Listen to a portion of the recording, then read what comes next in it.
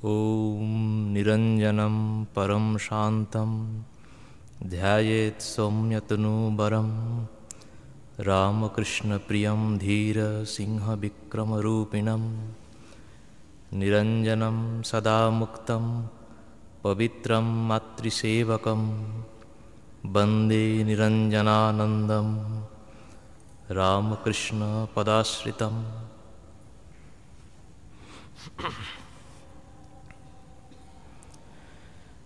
आज पवित्र रक्षाबंधन उत्सव राखी पूर्णिमा। श्रीरामकृष्ण परिमंडले आजकेर दिनटी उद्यापित होच्छे स्वामी निरंजनानंदजी महाराजेर शुभ जन्मतिथि उत्सव। जन्म तार उत्तर 24 परगनार राजारहाट बर्तमाने कलकातार एक प्रांत सीमा विष्णुपुर 1862 सन एक मध्यवित्त घोष परिवारे तार जन्म। पितामह तिलक घोष, पिता अंबिकाचरण। नवजात शिशुर नाम हलो नित्य निरंजन।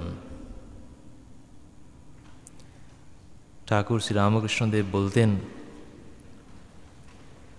जारा अवतारेर संगे आसेन तारा कल्प कल्पान्तरेर सिद्ध ऋषि। अवतार जखन देह धारण करे आसेन तारा तार संगे आसेन भगवानेर साक्षात् पार्षद। एराई भगवानेर कार्जेर प्रचार करें प्रसार करें जगते धर्मभाव छड़ान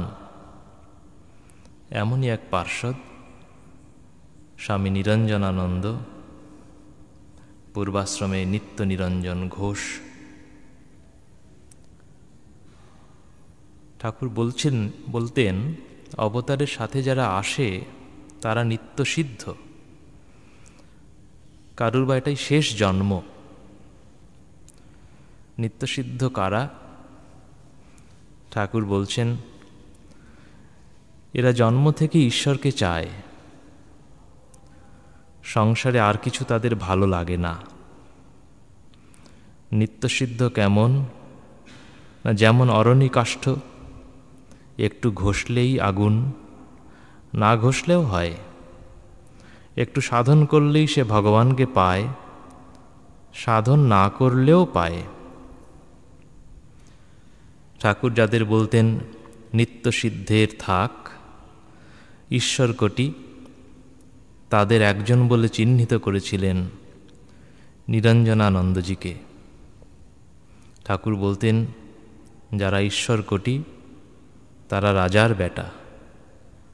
7 तलार चाबी तादेर हाथे।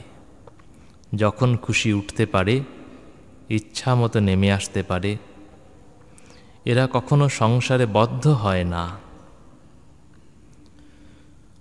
অক্ষয় সেন যখন শ্রীরামকৃষ্ণ পুঁথি লিখছেন তখন তাতে লিখেছেন প্রভুর নিজের লোক নিত্য নিরঞ্জন ঈশ্বর কোটির থাক লীলায় গোপন নিত্য সিদ্ধ নিত্য मुक्त दाग नाहि गाय मायेर कोलेर छेले कार्तिकेर प्राय।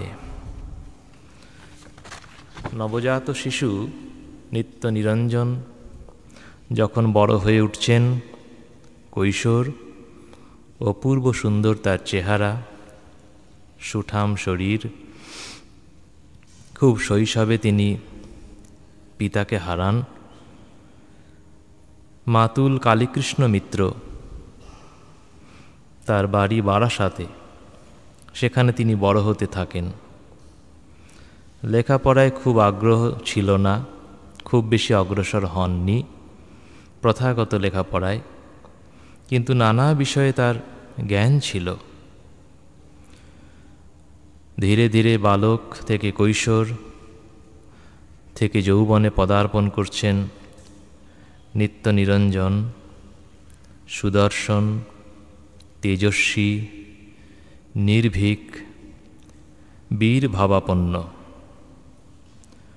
প্রায় বয়স তার 19 বছর। তিনি এলেন কলকাতায়। কলকাতায় এসে থাকলেন আরেক মামা রাজকৃষ্ণ মিত্রের বাসাতে। তিনি হোমিওপ্যাথিক ডাক্তার। এর পেছনে আরেকটি ইতিহাস আছে। বারাসাতে থাকার সময় মাঝে মাঝে দেখা যেত তাকে নিশীতে পেত।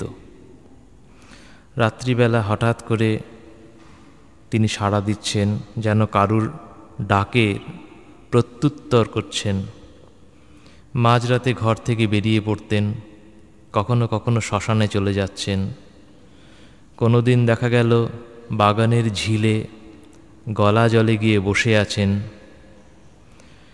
কার ডাকে সাড়া দেন বোঝা যায় না। হঠাৎ করে কেন বেরিয়ে পড়েন, তাকে পাঠানো হলো তাই কলকাতায়। ডাক্তারির পাশাপাশি এই মামা রাজকৃষ্ণ মিত্র তখন প্রেত চর্চা করতেন। তাকে মেসমেরাইজ করে তিনি জানতে পারেন জনৈক ভোলানাথ মুখোপাধ্যায়ের প্রেতাত্মা ভর করে মাঝে মাঝে। এই সময় অর্থাৎ 19 শতকের দ্বিতীয় পর্বে কলকাতায় প্রেত তত্ত্বান্বেষীদের একটি সমিতি গঠিত হয়, ইউনাইটেড অ্যাসোসিয়েশন অফ স্পিরিচুয়ালিস্টস। আমরা যেমন বর্তমানে স্পিরিচুয়ালিজম বলতে আধ্যাত্মিকতা বুঝি, তখন সেই যুগে স্পিরিচুয়ালিস্ট বলতে অনেকটা প্রেত চর্চাকারীদের বোঝাতো। তার মধ্যে বিদেশিরাও ছিলেন, এদেশিরাও ছিলেন। বিখ্যাত বেশ কিছু ব্যক্তিত্বের নাম পাওয়া যায়। তাদের সাথে নিরঞ্জনও সেই দলে যুক্ত হন। জে.জি. মিউজেন্স, অনারেবল ব্রুস, তখনকার দিনের বিখ্যাত সম্পাদক নরেন্দ্রনাথ সেন, এই ডাক্তার তার মামা রাজকৃষ্ণ মিত্র, টেকচাঁদ ঠাকুর নামে পরিচিত ছদ্মনামে সাহিত্যিক প্যারীচাঁদ মিত্র, অমৃতবাজার খ্যাত ঘোষ পরিবারের মৃণালকান্তি ঘোষ, এরা এমনকি জোড়াসাঁকো ঠাকুর পরিবারের দ্বিজেন্দ্রনাথ ঠাকুর। এদের অধিবেশন বসত কখনো বেলগাছিয়ায় পূর্ণচন্দ্র মুখোপাধ্যায়ের বাসায়, কখনো আহিরিটোলায় প্যারীচাঁদ মিত্রের বাসায়। নিরঞ্জন আস্তে আস্তে একজন ভালো মিডিয়াম বলে পরিচিত হয়ে ওঠেন। সেই সময় বেশ কিছু অলৌকিক ঘটনা নিরঞ্জনকে ঘিরে ঘটেছিল।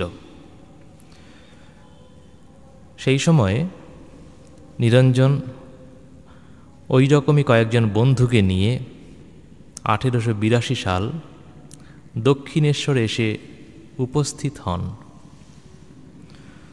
গম্ভীরানন্দ মহারাজ লিখছেন, শোনা যায় প্রথম দর্শনের দিনেই ঠাকুরকে তারা আহ্বান করেছিলেন মিডিয়াম হতে।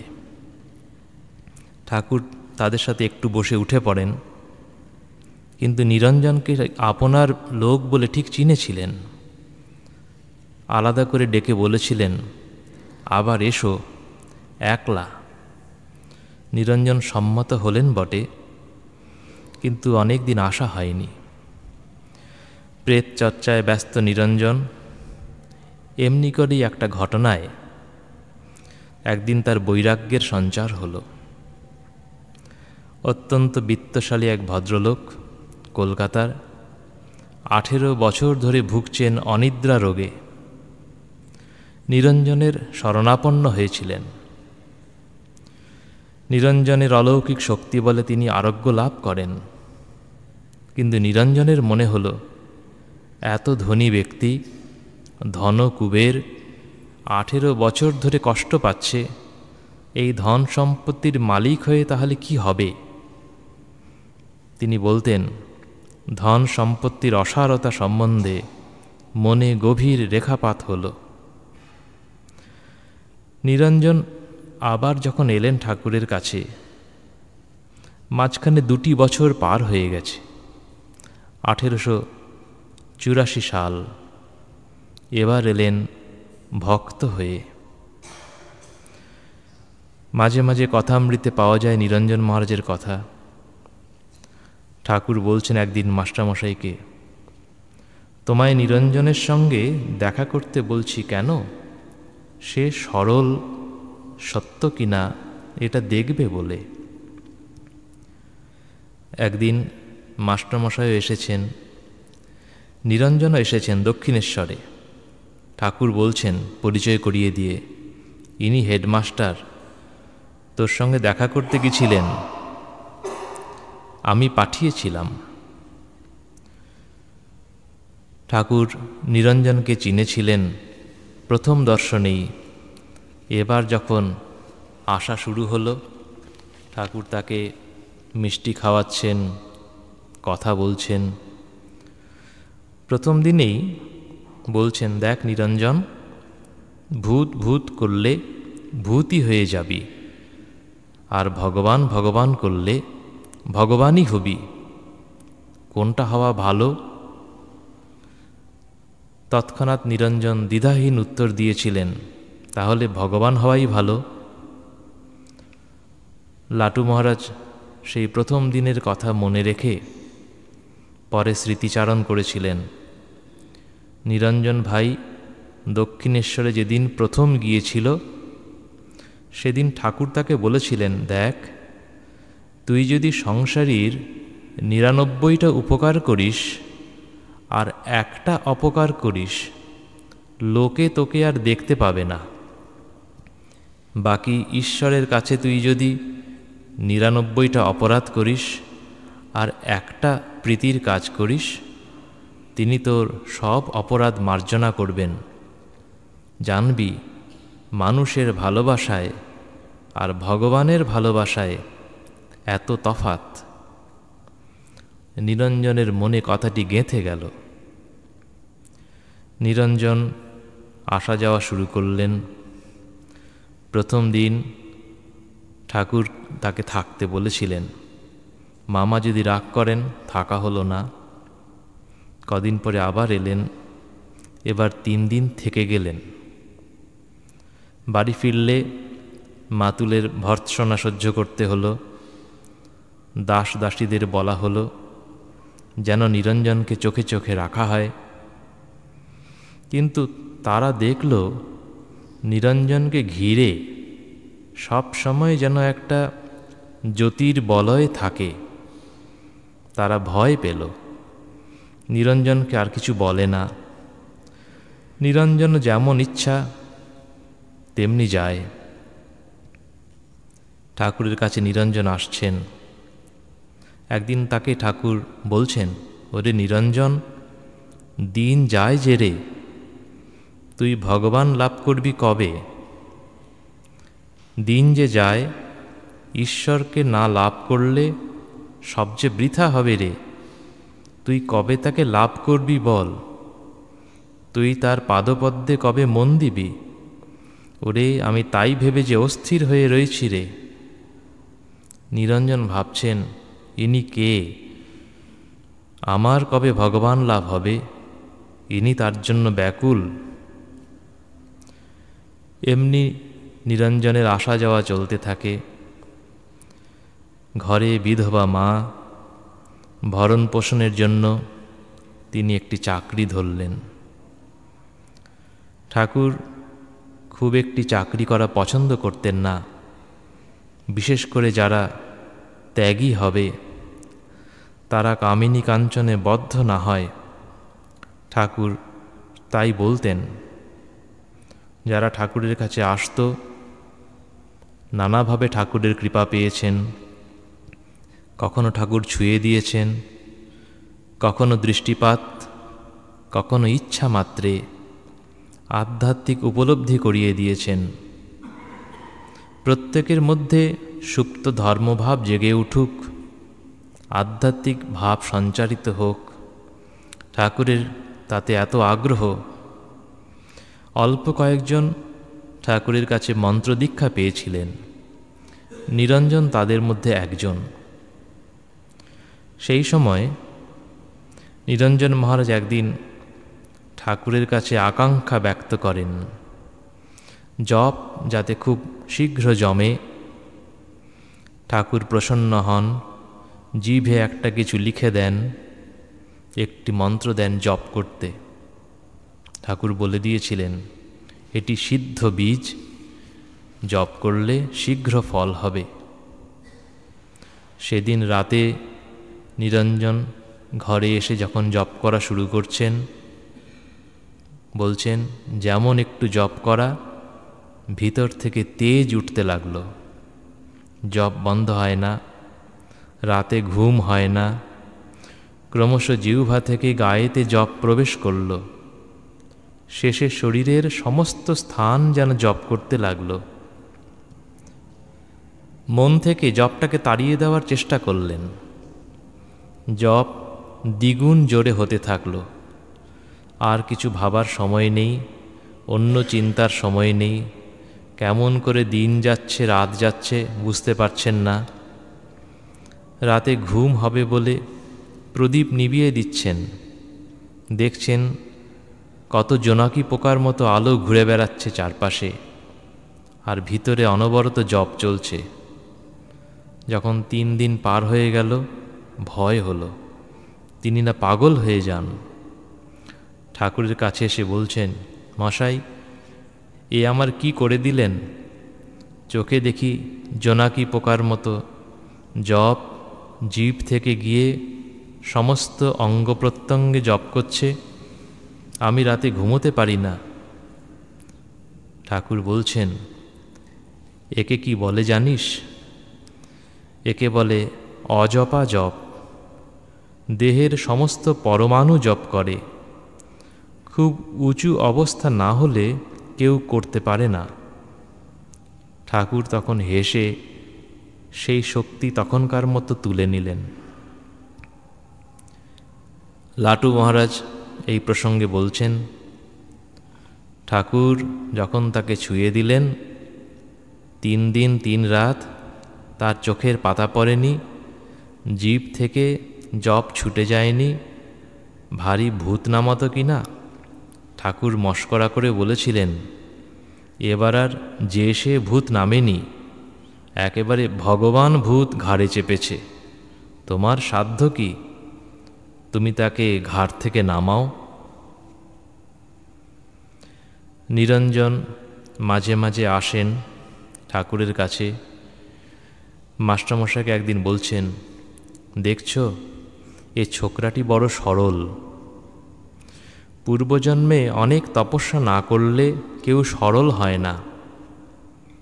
যদি কপটতা থাকে, পাটোয়ারি বুদ্ধি থাকে, ঈশ্বরকে পাওয়া যায় না। ভগবান যেখানে অবতার হয়েছেন দেখছো না, সেখানেই সরলতা। একদিন নিরঞ্জনকে বলছেন ঠাকুর, দেখ তুই অফিসে কাজ করিস কি না, হিসাবপত্র করতে হয়, নানা রকমের কাজ আছে, ভাবতে হয়। তোর মুখে একটা কালো আবরণ পড়েছে। সংসারী লোকেরা যেমন চাকরি করে, তুইও করছিস, তবে একটু তফাৎ আছে। তুই মায়ের জন্য চাকরি স্বীকার করেছিস। মা গুরুজন, মা ব্রহ্মময়ী স্বরূপা। ঠাকুর চাইতেন যারা চিহ্নিত ভক্ত তারা যেন চাকরি করে কাঞ্চনের মায়ায় জড়িয়ে না পড়েন। নিরঞ্জনকে বলেছিলেন, তুই তোর বৃদ্ধা মাতার জন্য চাকরি করছিস, নইলে তোর মুখ দেখতে পারতাম না। নিরঞ্জন বিবাহ করেননি, বিবাহে মন নেই। ঠাকুর খুব খুশি। মাস্টারমশাইকে বলছেন, দেখো নিরঞ্জন বলেছিল তাকে সবাই বলেছে বিয়ে দেবে, সে বলছে আমাকে ডুবাবে কেন? চাকরি করেন, তাই শনি রবিবার বা ছুটির দিন আসতে পারেন, অন্য সময় আসা বিশেষ হয় না। মাঝে মাঝে আসেন। ঠাকুর অন্তর্যামী, তিনি কোথায় আছেন, কি করছেন, ঠাকুর সব জানতে পারেন।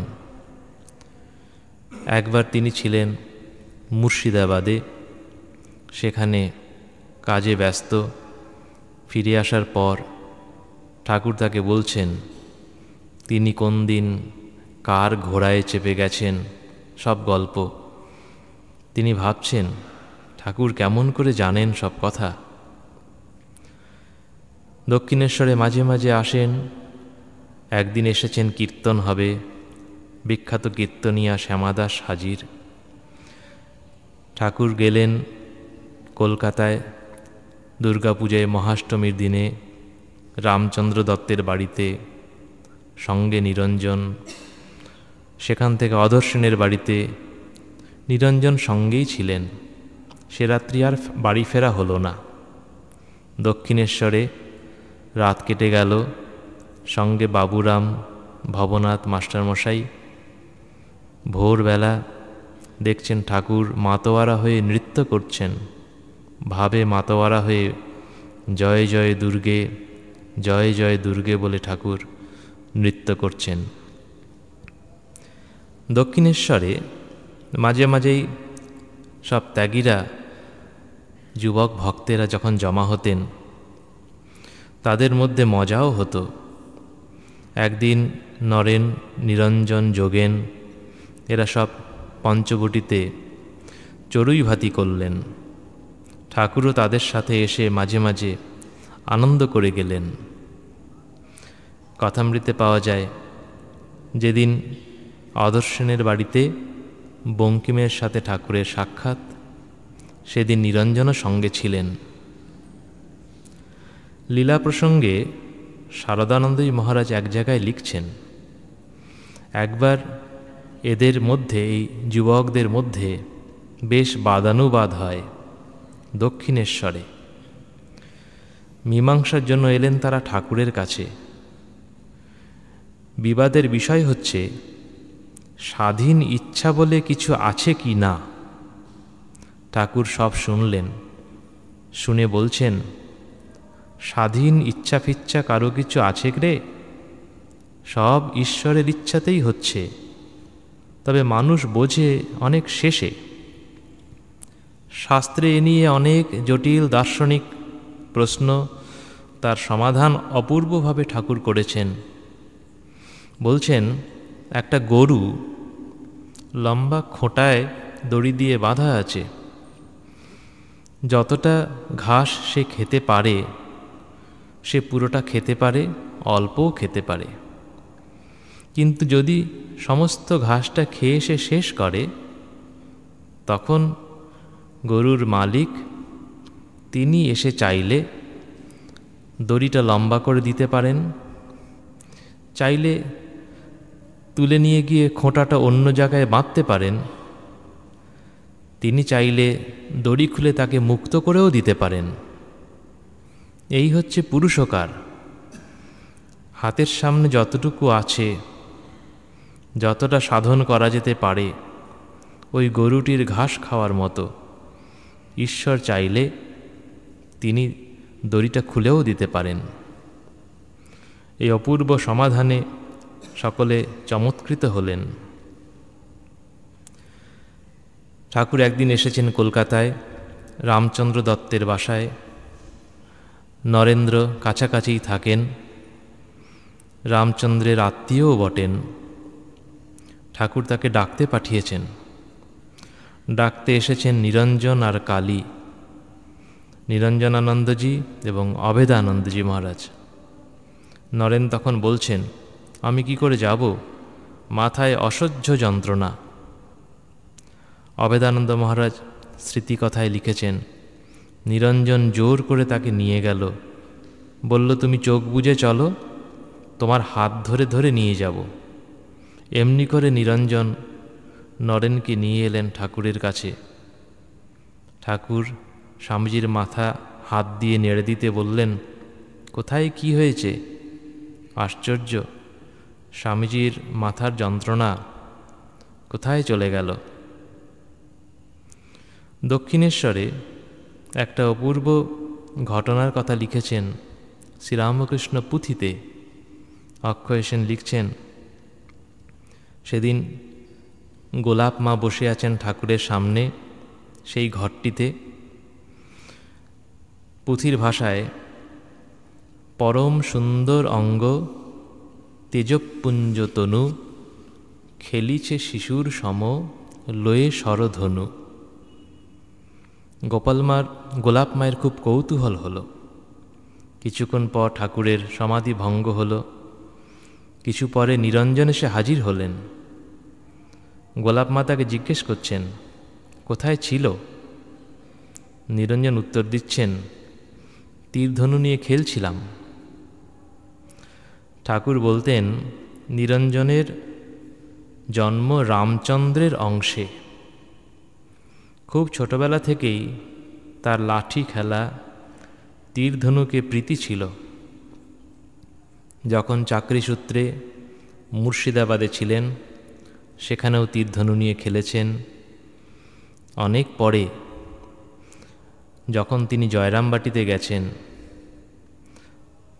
অতীতের স্মৃতিতে শ্রদ্ধানন্দ মহারাজ স্মৃতিচারণ করছেন। জয়রামবাটিতে বাঁশবাগানে ঘুরে ঘুরে তিনি লাঠি সংগ্রহ করছেন, কঞ্চি খুঁজছেন, তীর ধনুক বানাবেন বলে ছুরি দিয়ে চাঁচছেন, তেল মাখিয়ে কাপড়ে মুড়ে রান্নাঘরে তাকে রাখছেন, ধোঁয়া লেগে পাকবে বলে। তীরধনুকে তার খুব প্রীতি ছিল। এই নিরঞ্জন সম্বন্ধে একদিন মাস্টারমশাইকে জিজ্ঞেস করছেন। মাস্টারমশাই বলছেন, বেশ চেহারা। ঠাকুর বলছেন, শুধু চেহারা না, সরল। সরল করা কেমন না, পাট করা জমি, কাঁকর নাই, বীজ পড়লে শীঘ্র গাছ হয়, শীঘ্র ফল হয়। একদিন ঠাকুরের প্রশ্নের উত্তরে মাস্টারমশাই বলেছিলেন, নিরঞ্জনের চোখের ভাবটি খুব সুন্দর। ঠাকুর বলছেন, শুধু চোখের ভাবটি নয়, সমস্তটাই। ঠাকুর যেমন নিরঞ্জনকে প্রশংসাও করেছেন, তেমনি প্রয়োজন বুঝে তিরস্কারও করেছেন। একবার গয়নার নৌকো করে নিরঞ্জন আসছেন দক্ষিণেশ্বরে। কয়েকজন আরোহী অযথা ঠাকুরের নিন্দাবাদ শুরু করে। নিরঞ্জন প্রতিবাদ করলেন, নিন্দাকারীরা নিরস্ত হল না। তেজস্বী পুরুষ নিরঞ্জন, ব্যায়ামপুষ্ট দেহ, অসাধারণ গুরুভক্তি। ক্রুদ্ধ হয়ে নৌকো দোলাতে শুরু করলেন। নৌকা ডোবে ডোবে। আরোহীরা ভীত সন্ত্রস্ত হয়ে সমালোচনা বন্ধ করল, ক্ষমা প্রার্থনা করল। নিরঞ্জন এলেন দক্ষিণেশ্বরে। ঠাকুর তাকে তিরস্কার করছেন, লোকগুলোকে তুই ডুবিয়ে দিতে গেছিলি?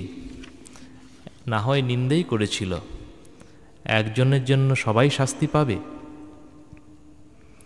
লাটুমার্জ বলেছিলেন, সেদিন ঠাকুরের তিরস্কারে নিরঞ্জন ভাইয়ের চোখে জল এসে গিয়েছিল। অথচ মানুষটি ছিলেন অত্যন্ত কোমল মনেরও। স্বামীজির ভাই মহিমবাবু স্মৃতিচারণ করেছেন, প্রথম দিকে নিরঞ্জন মহারাজকে দেখা তার চেহারাটি, কোঁকড়ানো কোঁকড়ানো দাড়ি, হস্ত অবয়ব দীর্ঘ, কসরত করা শরীর, কথাবার্তায় পটু, মজলিসি, অনেক বিষয়ে খবর জানিতেন। এদিকে গম্ভীর স্বভাব, তেজস্বী, হাসি কৌতুকে সকলকে আকৃষ্ট করতে পারতেন। আস্তে আস্তে দক্ষিণেশ্বরের আনন্দের দিন ফুরিয়ে এলো। ঠাকুর গলরোগে আক্রান্ত হলেন। নিয়ে আসা হলো তাকে শ্যামপুকুরে। অক্টোবরের প্রথমে 1885। সেই থেকে 11ই ডিসেম্বর পর্যন্ত, কাশীপুরে যাওয়ার আগে পর্যন্ত ছিলেন শ্যামপুকুর বাড়িতে। নিরঞ্জন চাকরি ছাড়লেন, ঠাকুরের সেবায় আত্মনিয়োগ করলেন। সেবাও যেমন করছেন, তেমনি ভিড় সামলাচ্ছেন। ঠাকুরের এক দিব্য দর্শন হল। শ্রী শ্রী জগদম্বা তাকে বুঝিয়ে দিলেন, নানা রকম দুষ্কর্ম করে মানুষ আসে, তাদের পাপের ভারে দেহে সংক্রামিত হওয়ায় এই ক্ষতরোগ। ত্যাগী ভক্তরা ঠিক করলেন, নতুন লোক এসে যেন চরণ স্পর্শ করে প্রণাম না করতে পারে। এই যুবক ভক্তদের মধ্যে বিশেষ প্রয়াসী ভূমিকায় নিরঞ্জন, ঠাকুরের দ্বারপাল। একটি ঘটনা ঘটল। ভক্ত কালীপদর সাথে পরামর্শ করে থিয়েটারের নটি বিনোদিনী এলেন সাহেব সেজে। ঠাকুরকে তিনি প্রণাম করতে চান। সাহেব সেজে যাওয়ায় নিরঞ্জন তাকে বাধা দেননি, চিনতেও পারেননি। ঠাকুরের চরণে মাথা রেখে বিনোদিনী প্রণাম করলেন। ঠাকুর প্রসন্ন হয়ে তাকে আশীর্বাদ করেছিলেন, কিন্তু নিরঞ্জনকে সে নিয়ে অনেক হাস্য পরিহাস সইতে হয়েছিল। ঠাকুর যেমন সকলকে নিয়ে এই গলরোগের সময় আনন্দের হাট বসাচ্ছেন, আবার তাদের দিকে খেয়ালও রাখছেন যেন তাদের আহার বিহার যুক্তাহার হয়, অপরিমিত আহার যেন না হয়। নিরঞ্জন ঘিয়ের টিন এনেছিলেন। ঠাকুর সবাইকে বলে দিলেন, নিরঞ্জনের ঘিয়ের টিন কেড়েলে। সবাই সেই ভাগ করে খেয়ে নিলেন। দুর্গাপুজো এলো, কালী পূজার দিন। নিরঞ্জনের জীবনেও এটি একটি বিশেষ দিন। সে ঠাকুরের ঘরে সব আয়োজন পুজোর, ফুল, চন্দন, বেলপাতা, পায়েস, মিষ্টি সমস্ত রাখা আছে। ঠাকুর বসে আছেন ধ্যানস্থ হয়ে। গিরিশ ঠাকুরের পাদপদ্মে মালা দিলেন। নিরঞ্জনের দর্শন হয়েছিল। ঠাকুর জগন্মাতা অভিন্ন। ঠাকুরের পায়ে ফুল দিয়ে ব্রহ্মময়ী বলে ভূমিষ্ঠ হয়ে প্রণাম করলেন। ভক্তেরাও সকলে এক এক করে পুষ্পাঞ্জলি দিচ্ছেন। দুই হস্তে ঠাকুরের বরাভয়। ঠাকুর তখন নিস্পন্দ, বাহ্যশূন্য। এরা যেমন সেবাও করতেন, অবসরে ধ্যান জপে মগ্ন হতেন। ঠাকুর একদিন দেখিয়ে দিচ্ছেন, নিরঞ্জনের চোখ ইঙ্গিতে, দেখেছ, যেন নেশার চক্ষু। ঠাকুরের ব্যাধি বেড়েই চলছে। ঠাকুরকে না বলেই তিনি গেলেন তারকেশ্বরে, গোপাল এবং ভূপতিকে সঙ্গে নিয়ে ঠাকুরের নিরাময়ের উদ্দেশ্যে পুজো দিতে। শুনে ঠাকুর হেসেছিলেন। শ্যামপুকুরের পর ঠাকুরকে নিয়ে আসা হলো কাশীপুরে। নরেন্দ্রনাথ দলের নেতা, সকলের মধ্যে কাজ ভাগ করা আছে। অপ্রীতিকর কাজটি হচ্ছে ঠাকুরের কাছে যাতে দর্শনার্থীদের নিয়ন্ত্রণ করা হয়। এই কাজটি পালন করতেন বিশ্বস্ত সৈনিকের মতো নিরঞ্জন। সেই নিয়ে অনেক মতান্তর হয়েছে। একদিন রামবাবু এসেছেন। ঠাকুরের রোগ কিছু বৃদ্ধি হয়েছে। নিরঞ্জন যেতে দিলেন না। লাটু মহারাজকে বলছেন, রামবাবু মিষ্টি মালা প্রসাদ করে নিয়ে আসতে। লাটু মহারাজের মনে খুব লেগেছে। তিনি নিরঞ্জনকে বলছেন, শ্যামপুকুরে বিনোদিনী সাহেব সেজে এলো, তুমি তাকে ছাড়তে পারলে, আর এনার মতো লোককে ছাড়তে চাইছো না। নিরঞ্জনের কি মনে হলো, রামবাবুকে ছেড়ে দিলেন। কিন্তু ঠাকুর অন্তর্যামী। যখন লাটু মহারাজ উপরে এলেন, লাটু মহারাজকে ঠাকুর বলছেন, দেখ, কারুর কখনো দোষ দেখবি নি, লোকের কেবল গুণ দেখবি। লাটু মহারাজ বলছেন, আমার শুনে বড় দুঃখ হলো। হামনে ফিন নিরঞ্জনের কাছে এসে বললুম, ভাই, আমার মতো মুখ্যুর কথায় দুঃখ করিসনি। একদিন গিরিশবাবুর ভাই অতুলকেও আটকেছিলেন নিরঞ্জন। অতুলের বড় অভিমান হলো।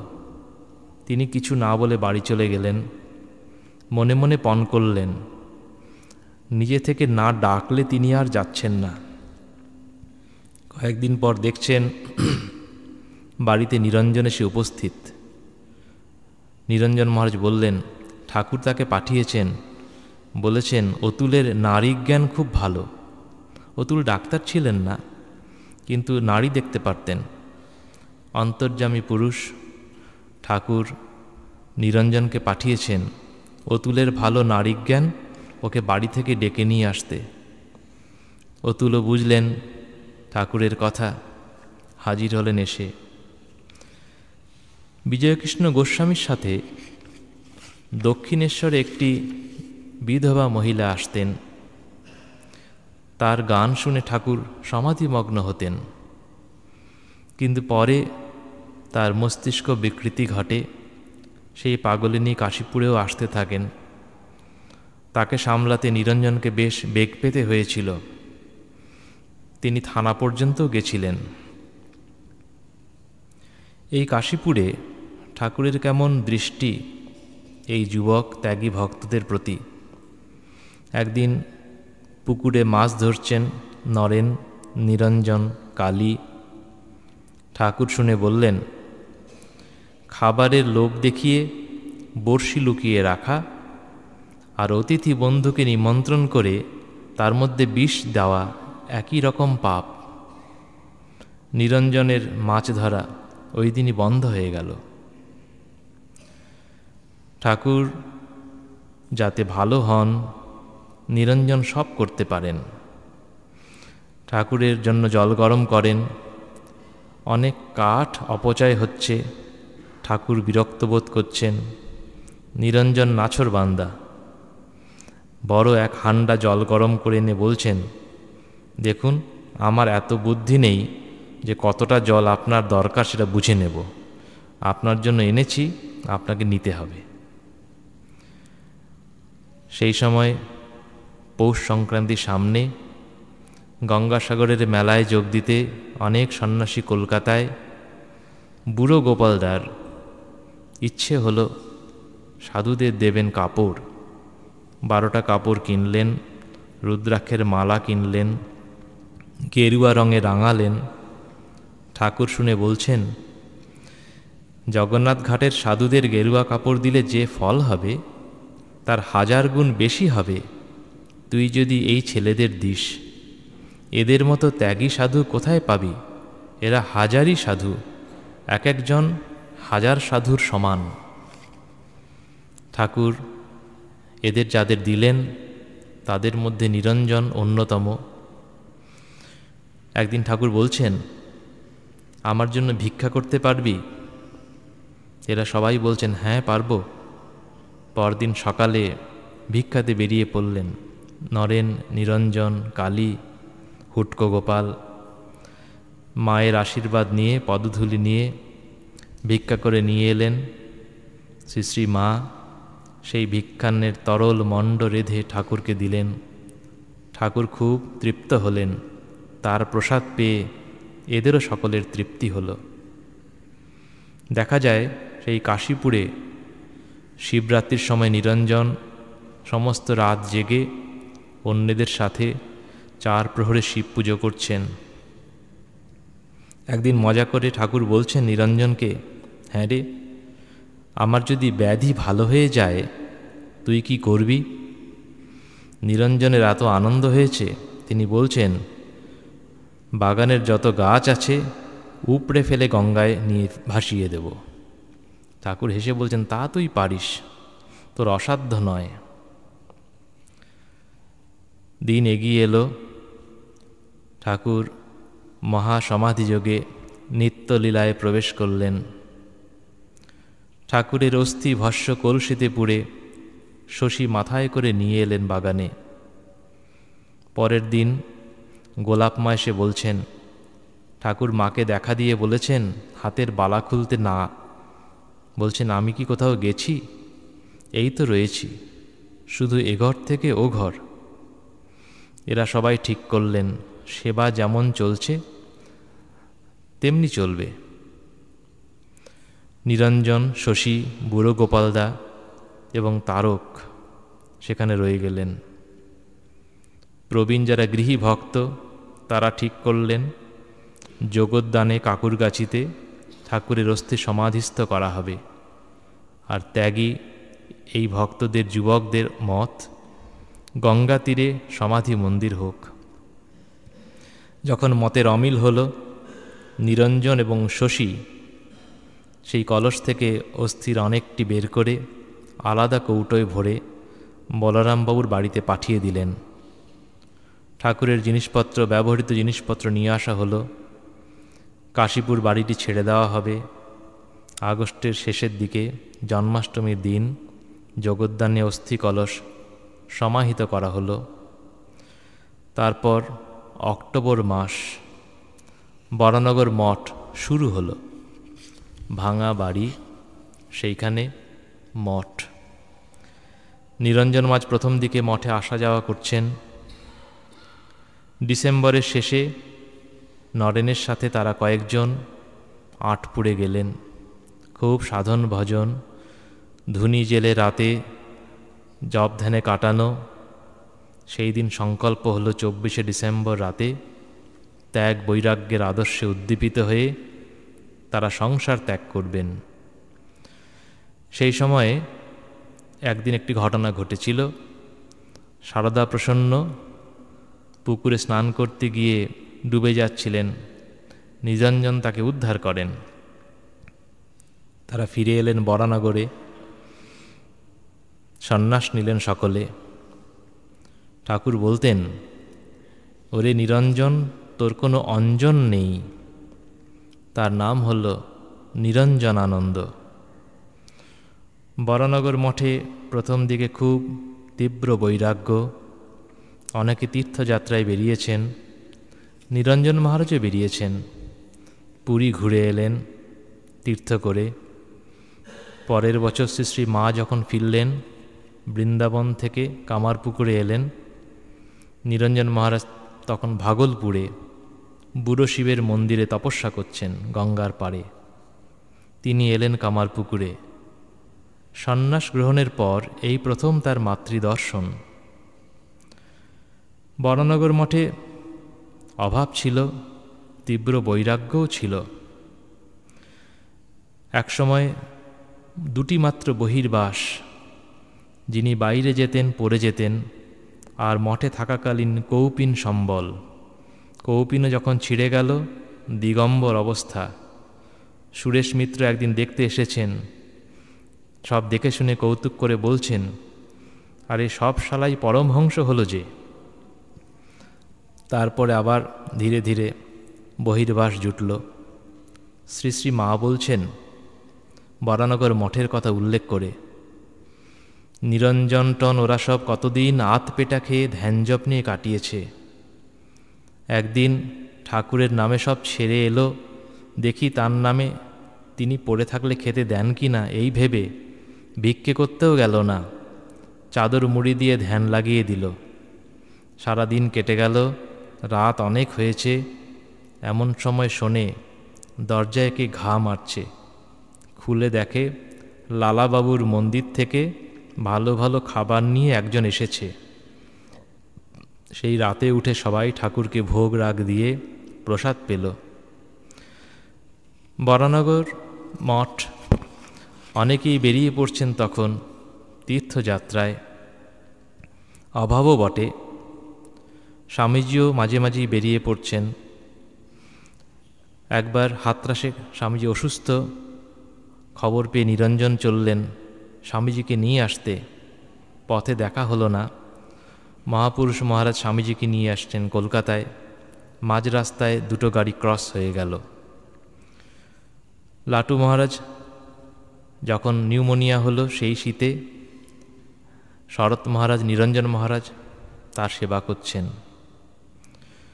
নিরঞ্জন মহারাজ যেখানে যখন যিনি অসুস্থ হয়েছেন সেবা করতে ছুটে যেতেন। যখন বলরামবাবু অসুস্থ, নিরঞ্জন মহারাজ, যখন রামবাবু অসুস্থ তখনও নিরঞ্জন মহারাজ পাশে। বাগবাজারে কৃষ্ণ ভাবিনী ছিলেন। ঠাকুর যখন আসতেন বলরাম মন্দিরে, তিনি এসে রান্না করে দিতেন। তার যখন শেষ সময় নিরঞ্জন মহারাজ সেই নিঃসহায় সেই বিধবা মহিলার শেষ সময় ওষুধপত্র সমস্ত কিছু দিয়ে সেবা করেছিলেন। বৈকুণ্ঠনাথ সান্যাল একটি স্মৃতিকথায় লিখছেন, বর্ণনগর মঠের ঠাকুর ঘর তখন জমজম করত যখন শশী আরতি করত, আর নিরঞ্জন মহারাজ এবং শশী মহারাজ এমন নৃত্য করতেন মাঝে মাঝে ভয় হতো মেঝে না ভেঙে পড়ে যায়। নিরঞ্জন মহারাজ একদিন একটা ঠোঙায় করে ঠাকুরের জন্য সন্দেশ নিয়ে আসছেন। একটি দরিদ্র রমণী, রাস্তায় তার কোলে একটি ছোট্ট ছেলে। নিরঞ্জন মহারাজের হাতে ঠোঙা দেখে সে কেঁদে উঠল, আমি সন্দেশ খাবো। মা সে ছেলেটিকে যতই শাসন করেন, ছেলেটির কান্না বেড়ে ওঠে। নিরঞ্জন মহারাজ তার হাতে ঠোঙাটি ধরে দিলেন, খাও বাবা। রমণী বললেন, না, তুমি ঠাকুর সেবার জন্য নিয়ে যাচ্ছ, এ খেলে ছেলের অমঙ্গল হবে। নিরঞ্জন মহারাজ বললেন, না মা, ছেলের দোষ হবে না, ও খেলে ঠাকুরেরই খাওয়া হবে। ছেলেটির হাতে দিয়ে আবার চললেন সন্দেশ সংগ্রহ করতে। শ্রী শ্রী মা যখন পুরী থেকে কলকাতায় এসে আবার আটপুর গেলেন 1889 সন, স্বামীজি, অভেদানন্দ, মাস্টার মশাই এদের সাথে নিরঞ্জনও এলেন মায়ের সাথে। তারকেশ্বর হয়ে কামারপুকুরে এলেন, জয়রামবাটি এলেন। এই সময় দীর্ঘদিন নিরঞ্জন মহারাজ এখানে থেকেছেন। আবার ফিরে এলেন কলকাতায়। খবর এলো হরিশের মস্তিষ্ক বিকৃতি হয়েছে, মায়ের উপর সে উৎপাত আরম্ভ করেছে। খবর পেয়ে গেলেন নিরঞ্জন মহারাজ, আর হরিশ নিরঞ্জন মহারাজ আসছেন শুনেই পালিয়ে গেলেন বৃন্দাবনে। পরে তিনি সেখানে প্রকৃতিস্থ হন।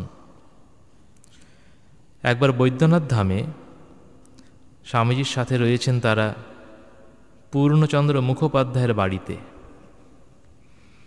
এরা দুজন যখন ভ্রমণে বেরিয়েছেন, দেখেন রাস্তার পাশে এক ব্যক্তি পড়ে আছে, রক্ত আমাশায় পীড়িত, মলমূত্রে সমস্ত অঙ্গ বস্ত্র নিঃসৃত, যন্ত্রণায় অধীর।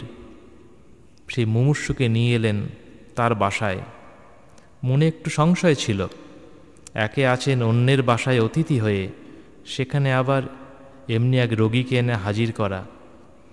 কিন্তু পূর্ণবাবু সে সন্ন্যাসীদের কার্যে মুগ্ধ হলেন। এরা যা বলেন নিজে তা পালনও করেন। যোগানন্দ মহারাজ যখন এলাহাবাদে বসন্ত রোগে আক্রান্ত, নিরঞ্জন মহারাজ গিয়ে তার সেবা করেছেন।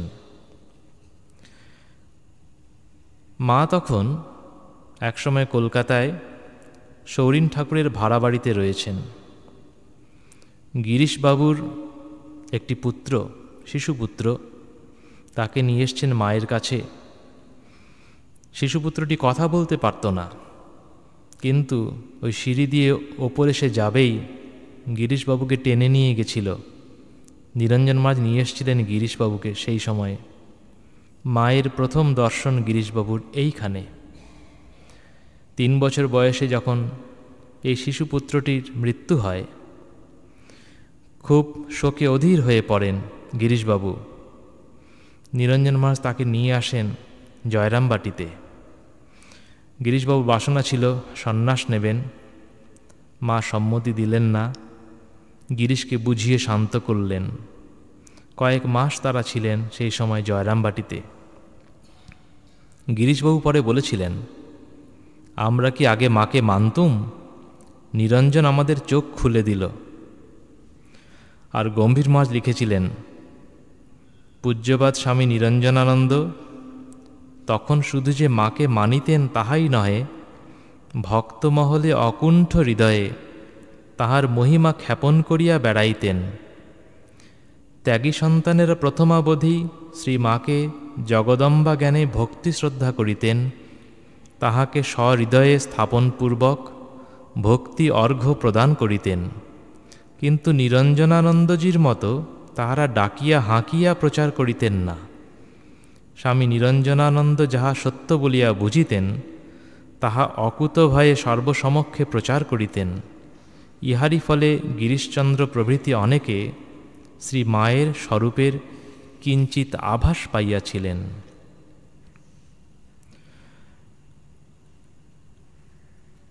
একসময় আলমবাজার মঠে উঠে এলো বরানগর থেকে। তখন একটু সচ্ছলতা এসেছে, ভক্ত সংখ্যা ক্রমে ক্রমে বৃদ্ধি পাচ্ছে। নিরঞ্জনানন্দ মহারাজ যখন আলখাল্লা পরে পাগড়ি পরে লাঠি হাতে বেড়াতেন, লোকে চেয়ে চেয়ে দেখত। আলমবাজারে আসার পর নিরঞ্জন মহারাজের ইচ্ছা হলো ঠাকুরের একটি সিংহাসন হবে, একটি পালঙ্ক হবে। শ্যামবাজারে গিয়ে এক বৃদ্ধ ছুতোর মিস্ত্রির দোকানে তিনি তদারকি করে সিংহাসন তৈরি করলেন, পালঙ্ক তৈরি করলেন। বলরামবাবুর বাড়িতে একটা বইয়ে তিনি জাপানি কাসরের বর্ণনা পড়লেন। কেনার ইচ্ছা হলো, মাস্টারমশাই টাকা দিলেন, ঠাকুর ঘরের জন্য একটি কাসর এবং বাজাবার ডান্ডা কিনলেন। এই শুরু হলো রামকৃষ্ণ মঠ মিশনে আরতির সময়ে গং বাজানো, এই তার ইতিহাস। এমনি করে ঠাকুর ঘরের অনেক জিনিস তিনি করেছিলেন। কাশীপুরে মহাশ্মশানে যেখানে ঠাকুরের পার্থিব শরীর তার অগ্নি সংস্কার করা হয়েছিল, সেখানে একটি বেলগাছ রোপণ করেছিলেন নিরঞ্জন মহারাজ, মার্বেল পাথর দিয়ে বাঁধিয়েছিলেন। একবার শশী মহারাজ ওই একবারই মঠ ছেড়ে বেরোন, কিন্তু কামারকুণ্ডু অবধি গিয়েই অসুস্থ হয়ে পড়েন। নিরঞ্জন মহারাজ তাকে গিয়ে নিয়ে আসেন এবং তার সেবা শুশ্রূষা করেন। যখন রাজা মহারাজ, হরি মহারাজ এরা সব তীর্থ পর্যটন করছেন, নিরঞ্জন মহারাজও বেরিয়েছিলেন। দেখা হয়েছিল তাদের আবু পাহাড়ে। পরে নিরঞ্জন মহারাজ বলেছিলেন, আগের রাখাল আর নেই, কথাবার্তা কি মিষ্টি হয়েছে, অনবরত জপ করছে, তার উন্নত অবস্থা দেখে খুব আহ্লাদ হলো। এই নিরঞ্জন মহারাজ এরা সব আমন্ত্রণ করে নিয়ে এলেন ধর্মপালকে। তখন চিকাগো ধর্ম মহাসভা হয়ে গেছে, তার খবরও পৌঁছচ্ছে কলকাতায়। ধর্মপাল এসে পৌঁছেছেন কলকাতাতে, এক রাত রইলেন আলমবাজার মঠে। তিনি আমন্ত্রণ করলেন নিরঞ্জন মহারাজকে সিংহলে যাবার জন্য।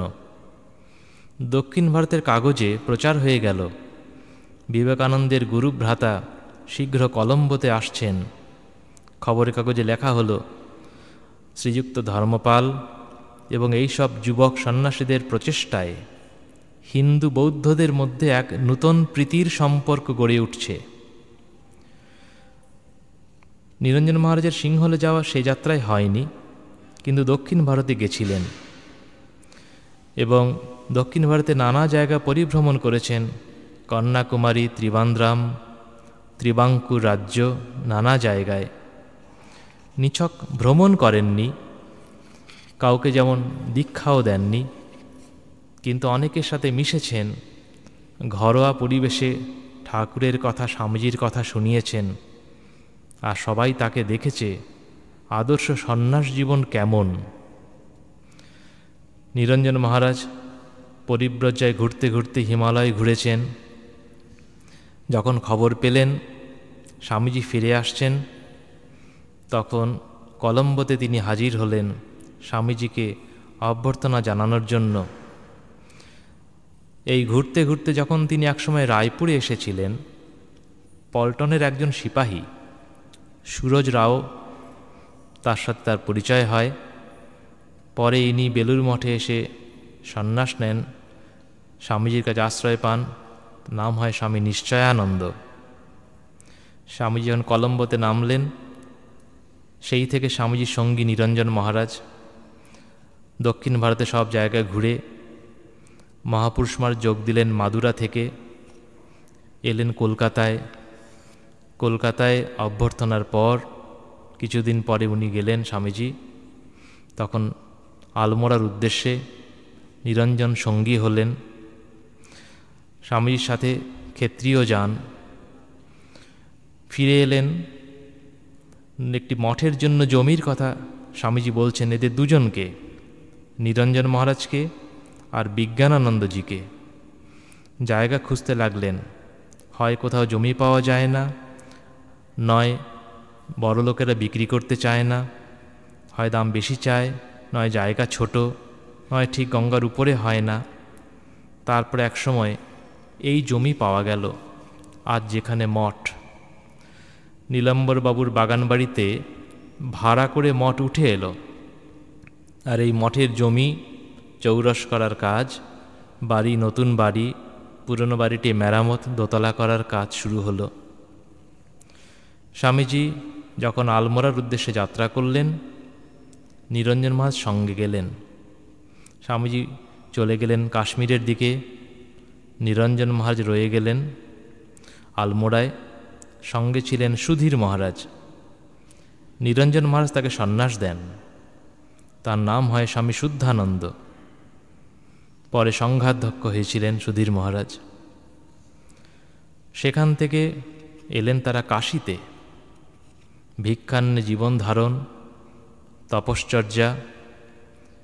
কাশী থেকে নিরঞ্জন মহারাজ পরে এলেন কলকাতায়। কাশীতে থাকার সময় তার পরিচয় হয়েছিল কেদারনাথ মৌলিক, চারুচন্দ্র দাস এদের সঙ্গে। একটি আলোচনা চক্র এদের গড়ে উঠেছিল বাড়ির গ্রন্থাগারে। একবার নিরঞ্জন মহারাজ সেই গ্রন্থাগারেই ঠাকুরের পুজো করেছিলেন। এদের ইচ্ছাতেই, চেষ্টাতেই পরবর্তীকালে গড়ে ওঠে সেবাশ্রম। যোগানন্দ মহারাজ কলকাতায় যখন মহাসমাধিতে লীন হলেন, নিরঞ্জন মহারাজ তখন উপস্থিত তার রোগশয্যায়। বলতেন, যোগিন তুমি আমাদের মাথার মণি। সেই নিরঞ্জন মহারাজ কিছুদিন পর গেলেন হরিদ্বারে, তপস্যা করছেন। তারপর শরীর খারাপ হলো, কলকাতায় এলেন। হরিদ্বারে থাকার সময় তার সাথে কেদারনাথ যোগ দিয়েছিলেন। তিনিও এলেন কলকাতায় নিরঞ্জনের সেবা করতে। নিরঞ্জন মহারাজ তখন থাকেন ভবানীচরণ দত্ত লেনে একটি ভাড়া বাড়িতে। মাস্টারমশাই বাড়িটি ভাড়া করে দিয়েছেন সেবার জন্য। স্বামী ব্রহ্মানন্দ মহারাজ এরা সবাই থেকে তার চিকিৎসা করছেন। কেদারনাথ সেবা করা শুরু করলেন। কদিন পরে বোধানন্দজি এলেন বেলুর মঠ থেকে। কিন্তু এই দুই সেবক অসুস্থ হয়ে আবার বেলুর মঠে ফিরে যেতে বাধ্য হলেন। নিরঞ্জন মহারাজকে এনে রাখা হলো একটি বাড়িতে, আরেকটি ভাড়া বাড়ি, অখিল মিস্ত্রি লেনে। এবার সেবার ভার নিলেন প্রেমানন্দজি মহারাজ। প্রাণ সংশয় হয়েছিল, কিন্তু একটু ভালো হয়ে উঠলেন। ঋতস্বাস্থ্য পুনরুদ্ধার হলো না বটে। স্বামীজি যখন আবার ফিরে এলেন দ্বিতীয়বার পাশ্চাত্য সফর সেরে, তখন জাপানি পণ্ডিত ওকাকুরা হাজির। তার সাথে নিরঞ্জন মহারাজকে স্বামীজি দিলেন প্রাচ্য শিল্পের, ভারতবর্ষের শিল্প যে সমস্ত অঞ্চলে, মন্দিরে, নানা জায়গায় ওকাকুরা দর্শন করতে চান, সঙ্গে থাকবেন নিরঞ্জন। নিরঞ্জন মহারাজ যখন ঘুরে এলেন, স্বামীজি তখন অসুস্থ, শরীর খারাপ। সেই শ্যামপুকুরে আর কাশীপুরে নিরঞ্জন মহারাজকে যেমন দেখা গিয়েছিল দ্বারপাল রূপে, এখন আবার দেখা গেল স্বামীজির দরজায়, মাথায় পাগড়ি বেঁধে, লাঠি নিয়ে ঘরের সামনে দরজা আগলাচ্ছেন সেই নিরঞ্জন মহারাজ। 1902 সাল 4 জুলাই স্বামীজি চলে গেলেন। তারপর বেশি কি হলো বিশেষ নিরঞ্জন মহারাজের কথা জানা যায় না। দেখা যায় 1904 সালের কথা, তিনি বায়ু পরিবর্তনে যাবেন ঠিক করলেন হরিদ্বারে। মন বোধহয় বুঝেছিল। তিনি গেলেন শেষ বিদায় নিতে মায়ের কাছে। ছোট্ট শিশু যেমন ঠিক তেমনি তার আবদার, মাকে রাঁধতে হবে নিজের হাতে, খাইয়ে দিতে হবে নিজের হাতে। শ্রী শ্রী মা তাই করলেন। বিদায় নেবার সময় যখন মায়ের পায়ে লুটিয়ে পড়লেন, অশ্রু ঝরে পড়ল। মনে মনে তিনি জেনেছিলেন এই শেষ বিদায়। নিরঞ্জন মহারাজ কনখলে একটি ভাড়া বাড়িতে এসে উঠলেন। শরীর অসুস্থ হতে লাগল, সাধন ভজন বাড়তে লাগল, স্বাস্থ্যের অবনতি হতে থাকল। দেহত্যাগের লগ্ন যখন তিনি বুঝলেন আসন্ন, নিজে গঙ্গা তীরে শেষ শয্যা পাতলেন। গম্ভীরানন্দজি মহারাজ লিখেছেন, সে দৃশ্য একদিকে যেমন হৃদয় বিদারক, অপরদিকে বৈরাগ্যমণ্ডিত। পুণ্যতোয়া জাহ্নবী সকাশে শেষ শয্যা গ্রহণ করিয়াছিলেন। সেবক কত অনুরোধ জানাইল, শেষ মুহূর্তে সান্নিধ্য লাভ ও সেবার অনুমতি পাইতে। তার মনে গীতার বাণী, অরতির জনসংসদী, জনসমাজে বিরক্তি। সেবককে অনুমতি দিলেন না।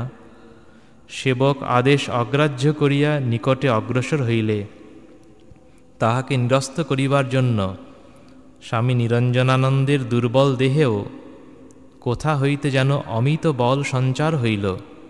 চক্ষু দুইটি ঠিকরাইয়া পড়িতে লাগিল। বিরক্তির সুরে বলিলেন, তুমি কি আমায় নিশ্চিন্ত মনে মরতেও দেবে না? সন্ত্রস্ত সেবক সরিয়া গেলেন। তিনি যখন আবার ফিরিলেন, তখন অঞ্জনবিহীন, বন্ধনশূন্য নিত্য নিরঞ্জন জাগতিক সমস্ত সম্বন্ধ হইতে নির্মুক্ত হইয়া চির সমাধিতে নিমগ্ন। সেদিন ছিল 1904 সনের 9ই মে। নিরঞ্জন মহারাজ ছিলেন তেজস্বী, নির্ভীক সন্ন্যাসী। সিস্টার নিবেদিতা দুটি বিশেষণ প্রয়োগ করেছিলেন নিরঞ্জন মহারাজ সম্বন্ধে, সৈনিক আর ভদ্রলোক। নিরঞ্জন মহারাজ ছিলেন আদর্শ সৈনিক, নিয়মানুবর্তিতায় বিশ্বাসী, ন্যস্ত দায়িত্ব পালনে অবিচল, কর্তব্য কর্ম সম্পাদনে প্রয়োজন হলে কঠোর হয়েছেন, আবার প্রকৃত ভদ্রলোকের মতো অসহায় বিপন্ন মানুষের কাছে সাহায্যের হাত বাড়িয়ে দিয়েছেন। স্বামীজি একবার লিখেছিলেন চিঠিতে মহাপুরুষ মহারাজকে, নিরঞ্জন লাঠিবাজি করে বটে, তার মায়ের উপর বড় ভক্তি, তার লাঠি হজম হয়ে যায়। নিরঞ্জন মহারাজ কোনো কিছুরই আকাঙ্ক্ষা করতেন না। মান যশের তো নয়ই, মঠ মিশনেরও কোনো পদাধিকারী কখনো ছিলেন না, কোনো আশ্রম প্রতিষ্ঠা করেননি। তার জীবন, তার বাণী, এই কথাটা বহু ব্যবহৃত হলেও নিরঞ্জন মহারাজ সম্বন্ধে যদি বলতে হয়, ওই কথাটি আবার ফিরে বলতে হয়, তার জীবনই তার বাণী, তাই চিরদিন স্বমহিমায় ভাস্বর। নাস্তি মায়াঞ্জনম যস্য রঘুবীর পরাক্রমম ন্যাসিনাঞ্চ বরিষ্ঠম বৈ বন্দে ভক্ত্যা নিরঞ্জনম। ওম শান্তি শান্তি শান্তি। শ্রীরামকৃষ্ণার্পণমস্তু।